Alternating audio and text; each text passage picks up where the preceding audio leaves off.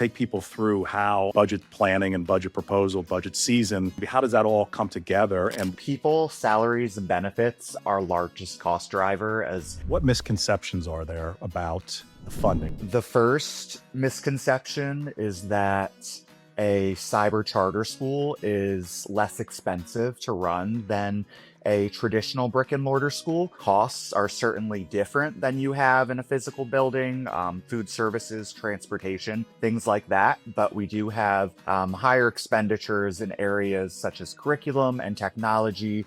One of my favorite parts about HR is actually helping people, seeing people grow, seeing people develop. I've had a lot of opportunity to do that.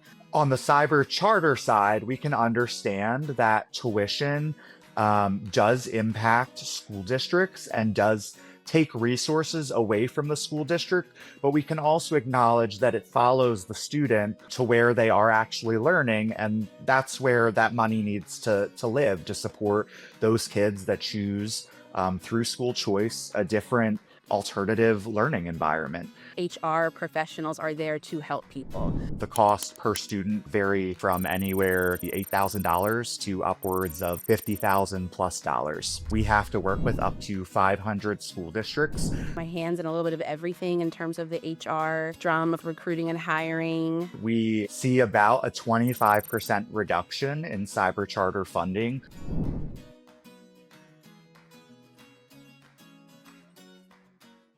Hi, everyone.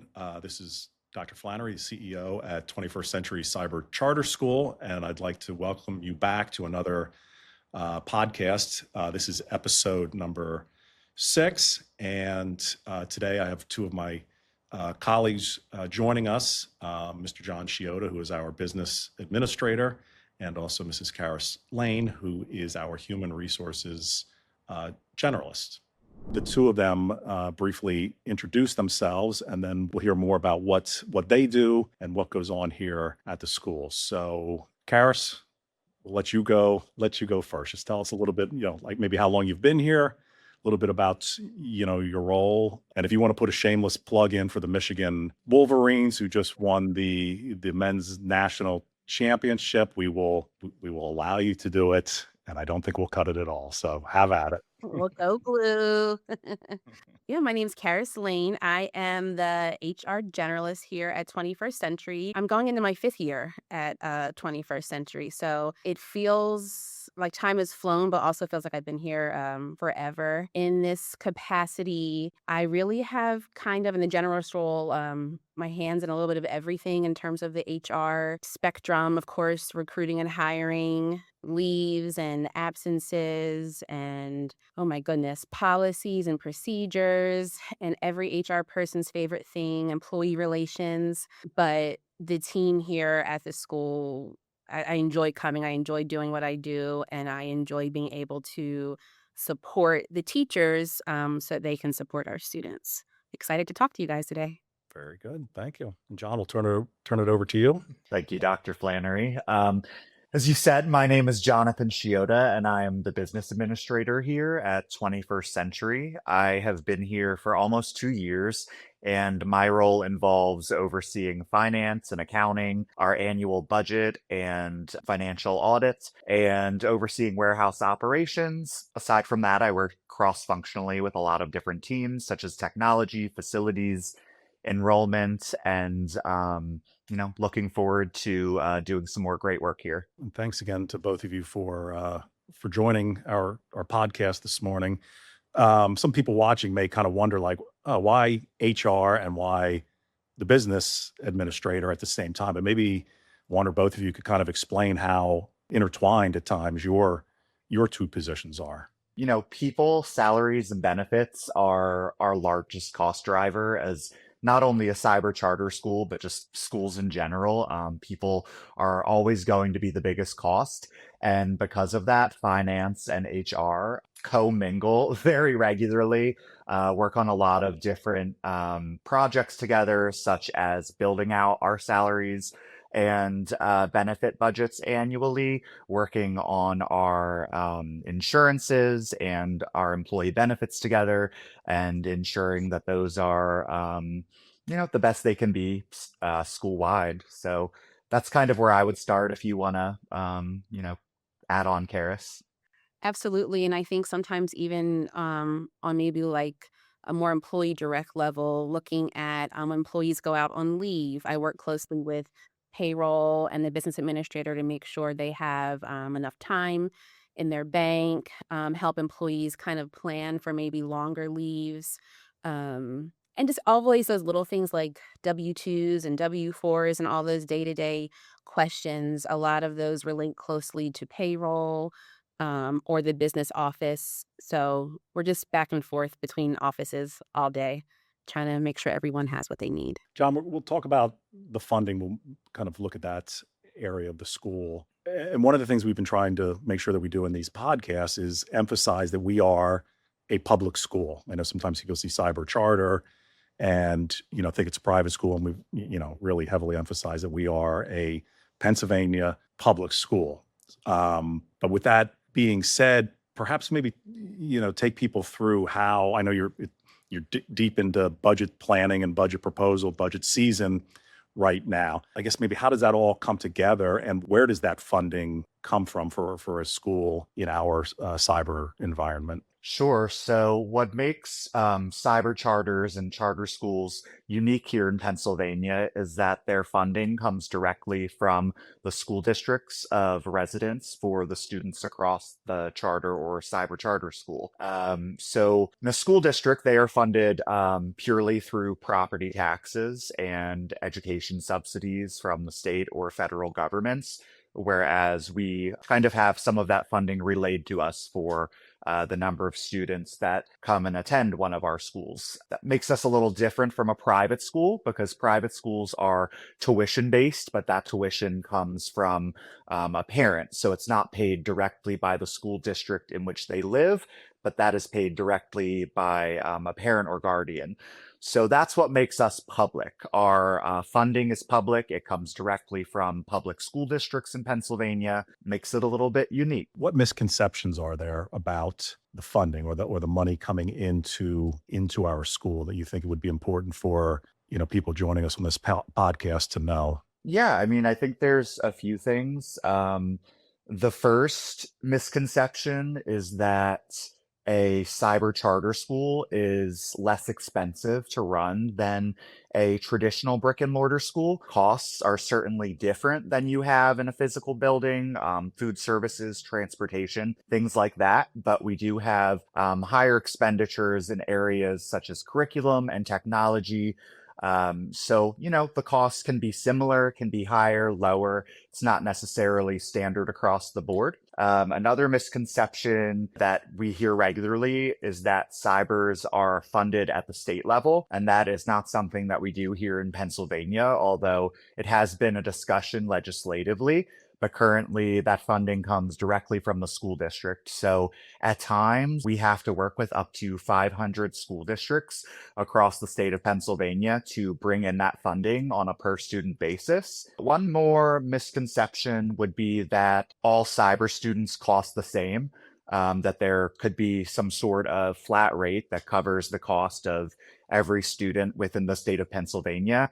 And I think it's important to remember that every student is unique. They have different needs. Some have special services that are required, and that can make the cost per student vary widely from anywhere to maybe $8,000 to upwards of $50,000 plus dollars. The amount of money that I guess, would come from a school district to us for a student, is it 100% of what, I guess what the district would be spending on a student? Is it a different amount? Yeah, so the amount that each district pays is unique to the district based on their expenditures. So that is calculated through a formula known as the PDE 363. And due to that caveat, similar to tracking students across, up to 500 Pennsylvania school districts, we're also tracking up to 1,000 unique tuition rates across these 500 school districts. So 500 regular education tuition rates and 500 special education tuition rates. So the funding can differ, and it does widely. I guess all the money that a school, if a student is staying in their home or their district of residence Is all that money that they would, I guess, allocate for that particular student, is all of that coming to a cyber charter school? Is it different? Okay, so just expanding on the PDE 363 a little bit, there are certain reductions that school districts are offered. A lot of those are across areas that are specific to a brick and mortar school, so transportation and food services and tax collection, and even cyber charter tuition. So those are all deductible from the overall rate. And that is what drives rates up or down across school districts. So in general, we see that school districts are really relaying anywhere from, 75 to 85% of the funding per student. And they do retain, maybe 15 to 20% plus of the funding that they receive, from a property tax and education subsidy basis. Talk to us a little bit about your collaborative approach to, putting together a budget, because it's not, knowing you, it's not a situation where you just simply, here's your budget, deal with it. It is more a matter of collaborating. But, take us through that process, because you're trying to look at it from, a financial standpoint, the dollars and cents, while also balancing, the reason that we always say we're here is for the students and for their needs. So if you would talk a little bit about your approach there, your collaborative nature.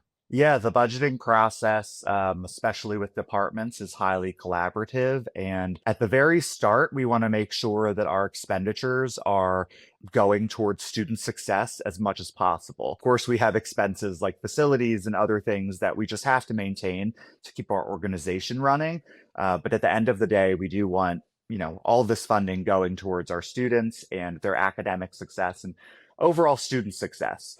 For each department, we kind of begin with reviewing the past year and what we had budgeted and what we actually spent. And if there is some type of variance there where we spent more or less than the budget, we review why, and we review the student impact that variance had on the school. We want to plan for any new and upcoming projects or initiatives that the departments are undertaking, whether that's at a middle school or high school level or a department level, such as technology or enrollment. We want to make sure that the resources are there for all of the department leaders to do what they need to do within their specialization and within their areas. From there, we kind of have to balance that school wide because some departments, they have needs, but the needs don't necessarily fit with the overall budget reality of the school or fiscal reality of the school. So that's something we're working through right now as we're dealing with funding reductions at the state level and determining what is really essential to our students and towards our operational sustainability to keep in our budgets and what really is not necessary to keep in those budgets. So it truly is a balancing act, and it does take a lot of collaboration and a lot of energy and effort school-wide from the top down. And that, I think, segues into my next question. These are definitely challenging times for Pennsylvania cyber charter schools. Can you talk a little bit about some of the legislation that has been enacted recently in the past, year or so, and the impact that it's had on us as a school from a financial standpoint for our students, from your vantage point? Yeah, absolutely. Most recently, we had Act 47 of 2025 passed by the Pennsylvania legislators. So, Act 47 really affects a wide array of cyber charter operations, everything from enrollment to truancy, and of course, funding and finance. So, across the board, we see about a 25% reduction in cyber charter funding through Act 47.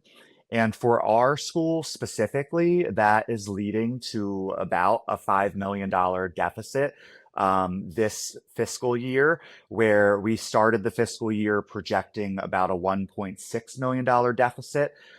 So, that was about 3.4 million more in deficit than we had budgeted for this year.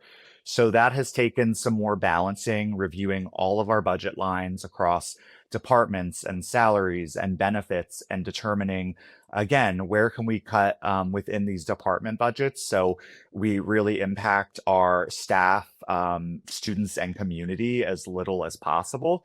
But with salaries and benefits being one of our biggest budget drivers, that is an area that we now need to analyze and determine what is appropriate for the revenue stream that we have after the implementation of Act 47.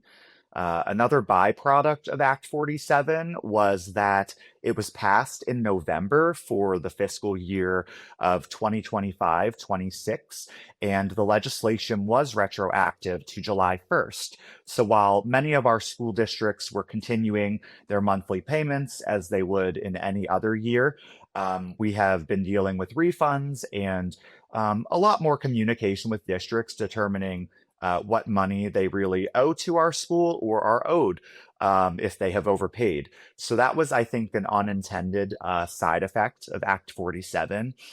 And I think it's also important to remember that Act 47 came only a year after the passage of Act 55, which did bring funding reductions to special education tuition within cyber charter schools. So before we even got to see a full year of the effect of Act 55, the Pennsylvania legislators moved forward with another piece of legislation that reduced funding to cyber charters even further.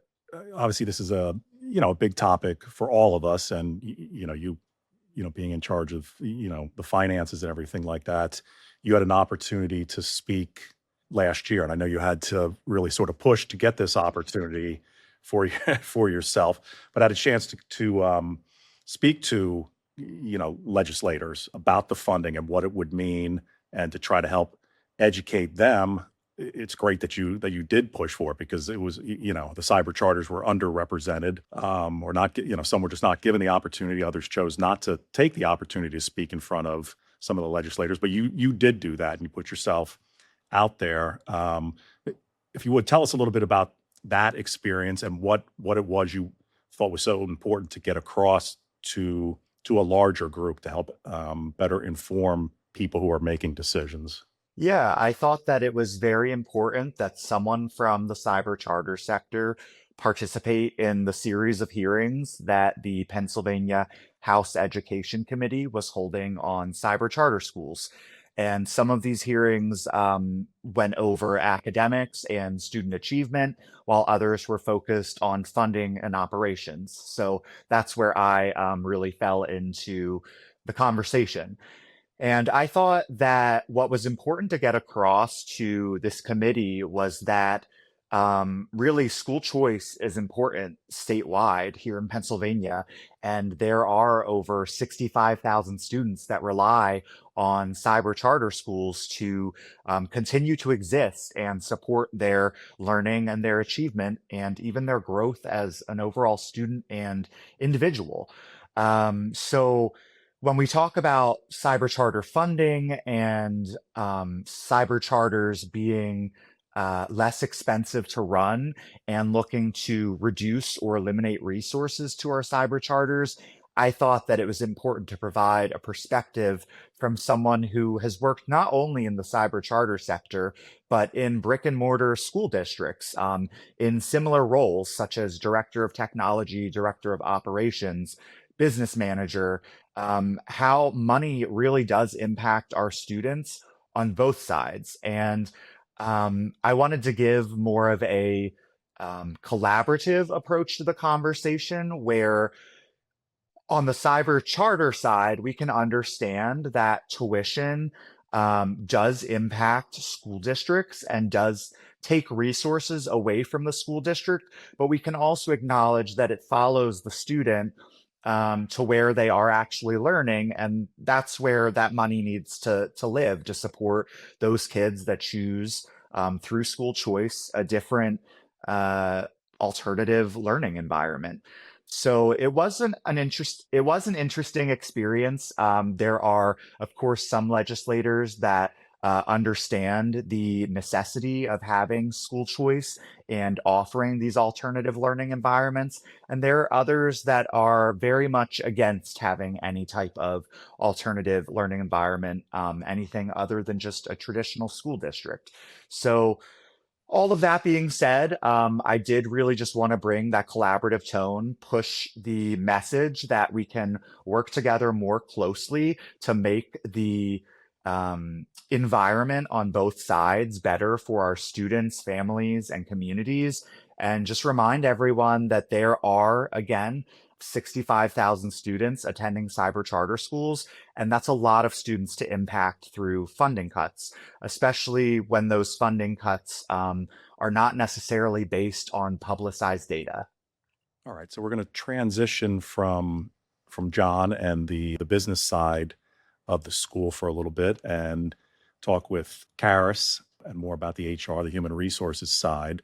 As Karis shared with us earlier, she's been here for almost 5 years and has not always been in HR and has not always been working in schools. So maybe Karis, if you would talk about some of the, I guess maybe some of the things you've learned in the past 4 or 5 years, some of the things you may have thought were going to happen or didn't happen or stuff like that. And yeah, what have you learned and what can you tell us? Wow, I've learned a lot. I don't even know. Sometimes I want to say more than I probably anticipated I would have learned. If you'd asked me 5 years ago when I started, I don't know that I would have. I didn't know what to expect when I walked in. I was just excited. Um, One of my favorite parts about HR is actually helping people, seeing people grow, seeing people develop.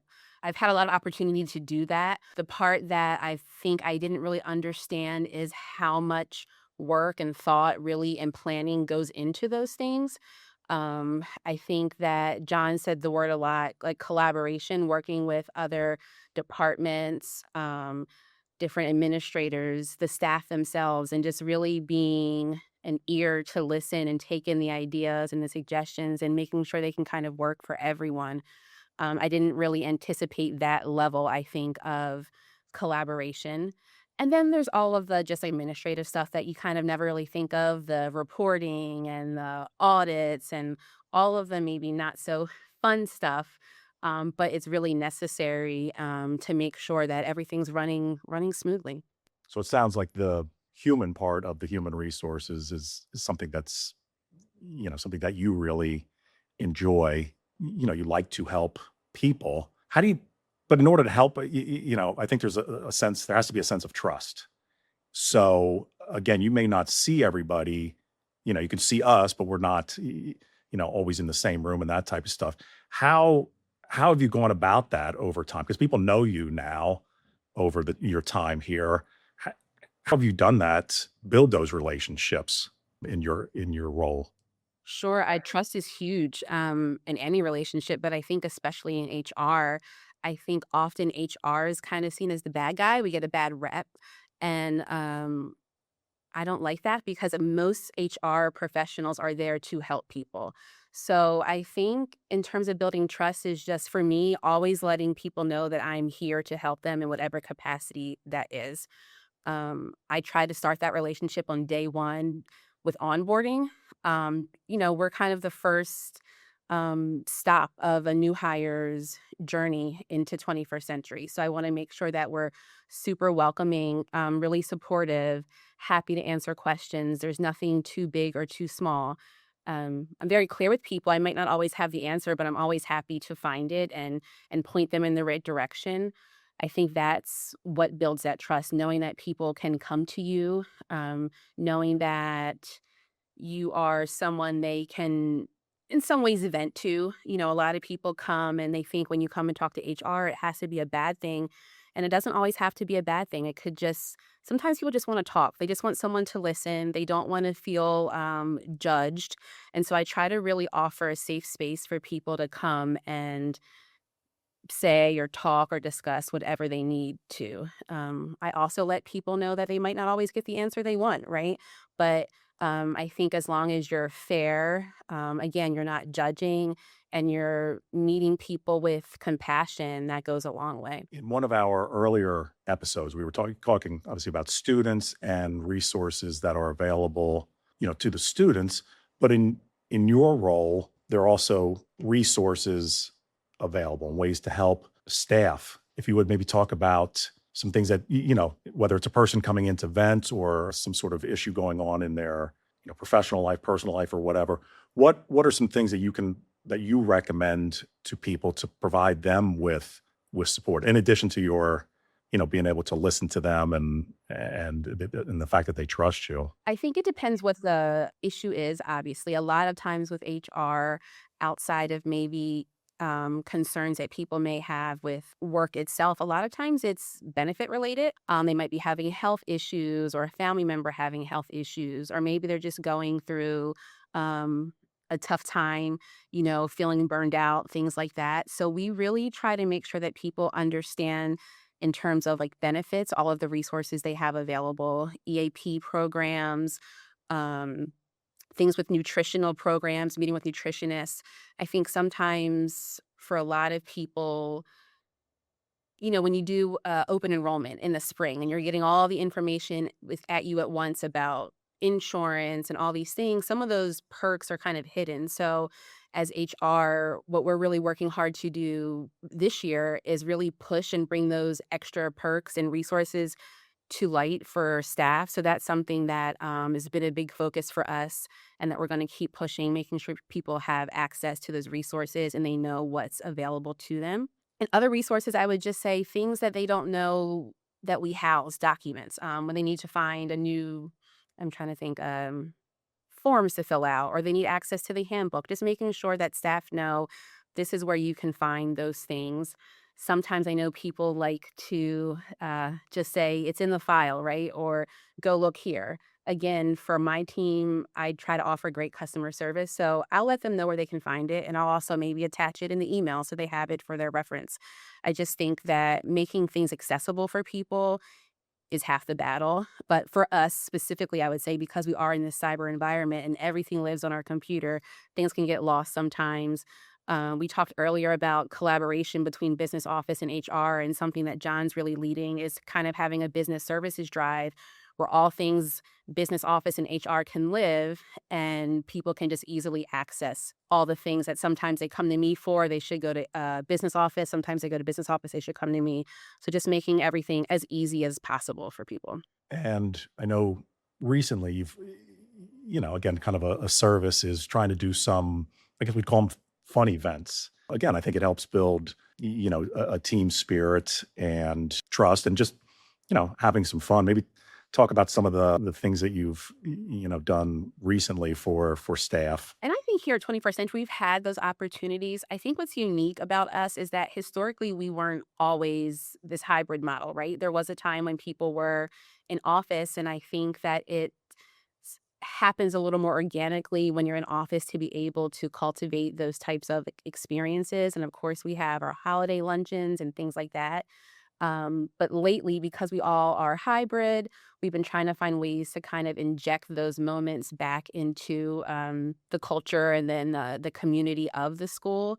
So I think it was last year when the Eagles were going to the Super Bowl, we had a big potluck tailgate. I know that was your favorite, Matt. We also trying to think, the counselors organize a Turkey Bowl every year fundraiser, and that's a friendly competition where we raise money and food donations for 2 local food banks in our school's communities. That's always fun. And then recently this year, we did an Oscars ballot bracket and a women and men's March Madness bracket. That was a lot of fun. We had a lot of great feedback from it, some friendly competition, and we're looking to make that an annual thing. You talked about, our staff having, working remotely, the hybrid model. So, I mean, there are times that a lot of people are not physically in the same building. How, I guess, as you maybe recruit, people apply for positions, how often does that come up? Or those questions asked of you? Because, I mean, there was a time, I guess we'd say pre-pandemic, where everybody was in an office. And then, pandemic hits, things change, and you adapt, and the world looks different perhaps now than it did then. But I guess, what are you seeing when you speak to people about possibly working here, or people who have expressed interest in, employment here at 21st Century? How big of a deal is that, or how often does that type of question come up to you about work environment and what it may look like for them? It's a very popular question, probably maybe the most asked question. I think a few things. One, I think because we are a cyber charter school, a lot of people do automatically think that everyone is remote. For some people, that's ideal. That's what they want. That's what they're looking for. For other people, they do still miss coming into the office and, having coffee with their coworkers, or, grabbing lunch with their coworkers and having that relationship where they see their colleagues every day face to face. So it just kind of depends on the person. I find that the people that being more remote, or, more of the time than not, they do kind of make it known up front that that's kind of what they're looking for. For us, it does depend on position. So it does work out that some people are able to be remote full time. We do try to just set that expectation that there may be times that you do need to come in. And then for other people, we have this hybrid model, and I think that it works out well. It's nice to be able to have that opportunity to come in and see your coworkers. I think it fosters the opportunity to be able to collaborate more, just have those check-ins. I think that we all do an amazing job of working remotely. I think that we are very successful with it, but it's nice when we have like the holiday luncheons and everyone's back in the office. It's nice to be able to see everyone and connect and catch up in a more tangible way. But I just think that post pandemic, most people are looking to work remotely. It gives people a little bit of their time back at the end of the day. They can be home when their kids get off the bus, right? They can save money on gas. It's important, but I think our job as HR and as an administration, as a school, is to find ways for people to still be connected to each other, even if they're not physically with each other. So it's that sort of delicate work-life balance Yes. that I think people are seeking. I think when you were kind of explaining, your role early on in this podcast, you mentioned your work with policies and procedures. Hmm. So perhaps maybe for those who are not, in a school, or that's not something that they deal with, if you would talk about that a little bit, like the importance of, the policies and procedures, and maybe, specifically things that you look at, or review, or sometimes need to, may have to update. Sure. I think for HR across the board, policy and procedures are going to be one of the most important things that you're going to do. People are entitled to feel how they feel, but sometimes at the end of the day, we have to follow the rules, right? We have to go by what's the policy, what's the procedure. I kind of have a saying that I like to use, and it's that it's not personal, it's protocol. I can still empathize with your situation, but also say, I understand how you're feeling. However, this is what the process is, this is what the procedure is.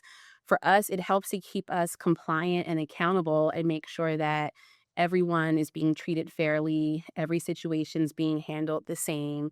We never want an opportunity for someone to come back and say that we did something different for one person than another person. It kind of keeps you safe, for lack of a for lack of a better word. But I think that you also have to allow space for just different scenarios. Sometimes you may have a special scenario that it may be a little different. And that's where you, as an HR person, sometimes you have to think outside the box and see within the policy and the procedure, what can we do to help this employee? So when we're looking at employee policies and procedures, we want to make sure that all employee classes are being treated fairly and treated the same across the policy and across the procedure, that we're being compliant maybe with whatever the law is telling us we have to do, both federally, maybe school code, things of that nature. So we're often reviewing them.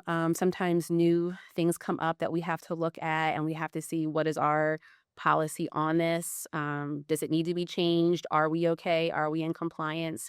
So a lot of review, but it's for the betterment of everyone. Honestly, it's just to kind of keep everybody safe, no one in trouble. So dealing with so many people, and anytime you're dealing with people, it can be a wide variety of challenges. So from the HR world, and then John, I'll come over and ask you this same question. What's knowing that you care about people and want to do what is best for them?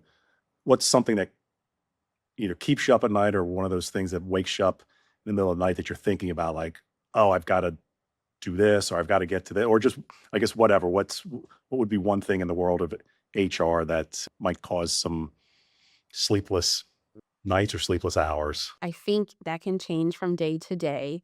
Um, Sometimes if I'm dealing with someone who is having conflict with someone, I just always want to make sure that everyone is feeling heard. Both sides are feeling heard. Both sides are being understood. So if I have a meeting with two people, I'm often up thinking about how did that play out?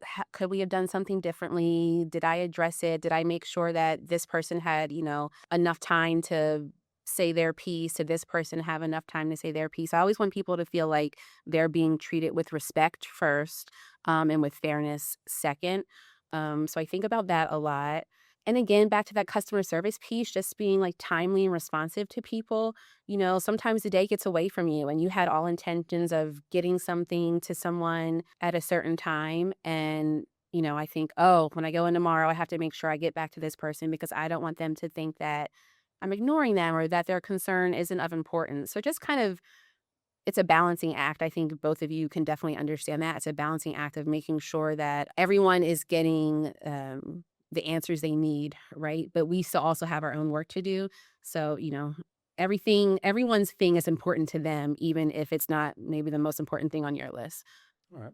John, same thing, dealing with money, budget, various requests, and all those types of things. What's something that maybe either causes, be it stress, be it, like I said to Karis, some sleepless moments, hours, nights, whatever the case may be? What's something that may come about for you in your role? Yeah, I think that probably what keeps me up most at night is, as a business administrator, financial sustainability. And that's even a greater concern in the current funding environment that cyber charters are facing. So, making sure that we have the resources to continue employing our staff and providing them good benefits and continuing to support resources for our students and again supporting their success and achievement. So the less financial resources we have, the less impact we can make across the state. And that's what we're looking to do here, make a great impact on kids' lives. We're coming towards the end here of our podcast. I have just a couple of questions and I'll throw it out to both of you in your roles. How do you go about ensuring transparency? Be it with our staff, be it with our families, the public. How transparency is important. How do you go about ensuring that, and maybe what safeguards or what measures might be in place to help you make sure that we're being transparent? I think Karis and I share a good philosophy on transparency and accountability and just making sure that we can communicate as openly with our staff and community as possible. Of course, not everything can be communicated immediately or spread widely, but when things can be, we think that it's important to share that and do it in a timely manner so that information is relevant and our community is likely to read it and really understand the impact of whatever that communication is from a fiscal standpoint, and then I'll hand over to Karis for an HR standpoint. But from the fiscal side, transparency involves making sure that our annual budgets and audits and financial reports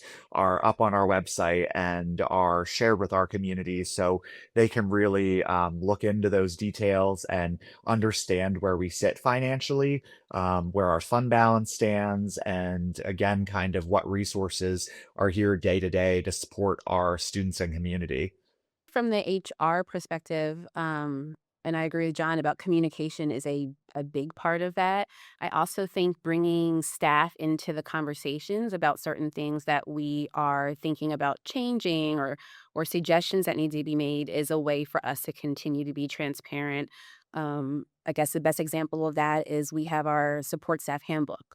We've been offering opportunities for support staff to come with suggestions about things they would like to maybe see differently or things that they love, and really giving them that voice, so to speak, in what their handbook looks like. Now, we can't take every idea or suggestion, but we are open to hearing it. And then we kind of discuss what we can do, what we can't do, and then communicate that back to them. So, again, just saying, like, we heard you, we received it, this is what we're able to do. So, again, just having staff involved in some of the conversations and really listening to what they have to say, I think lets them feel like, or know rather, that they have that voice and that we respect and value their opinion. So final question, this is for both of you. Is there any one thing or things that you think people misunderstand about cyber school, cyber charter schools, and if that's something you've already touched on, is there something that I did not ask you today that you think is important to, share with anybody tuning in to see this podcast? I think, I mean, John, you both touched on it a little bit. I think that people forget that we are a public school. So, we are held to many of the same mandates, reporting, and things that the traditional schools are held to.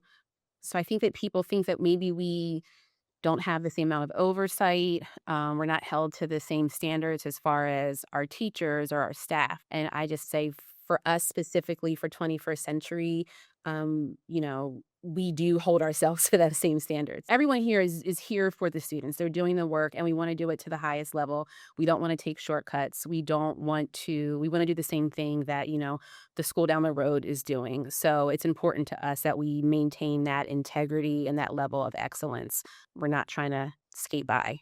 I would say, just kind of going back to these differences between brick and mortar school districts and charter and cyber charter schools, there's been a long, I don't want to say misconception necessarily, but maybe a long history of for profit in the charter space and the cyber charter space. And I think that that sort of negative connotation is in cyber sector. And I think it is important to remember that we do change, we do grow. There have been schools that have changed over 20 plus years that cybers have been authorized in Pennsylvania and have gone from having for-profit boards to nonprofit boards.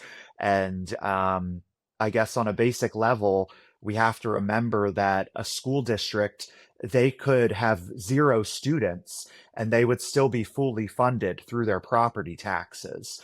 Whereas we have to look at our school as more of a business structure where every student really does support the overall operation and funding of the school. So we do have to have a little bit different of an operations and business model to just maintain fiscal and operational sustainability. But just because it's different doesn't mean it's not good. All right. And I think we will end on that note. I think you guys have kind of explained all that you do. So I know, taking a little bit of time out of your schedules, I appreciate that. I know you guys are both very, very busy, but I think it was important for, any of our listeners, viewers to know, to find out more about some of the more, behind the scenes things, but very, very vital to our school. So I appreciate you both taking the time today. And again, anybody watching this podcast, as I've said, towards the end of all of our other podcasts, if you're interested in learning more about 21st Century Cyber Charter School, I encourage you to reach out. You can find a lot of information and contact information on our website, which is 21cccs.org. So again, it's 21st Century Cyber Charter School. And if you have questions, if you're interested in perhaps enrolling, just reach out. We have a lot of people who are willing to talk about our school, a lot of people who are passionate about our school. So, we would love to talk with you about it. And we'd love to have your son or daughter or your students join up with us. So again, thank you to John, and thank you to Karis, and thank you to everybody who tuned in. Have a great day.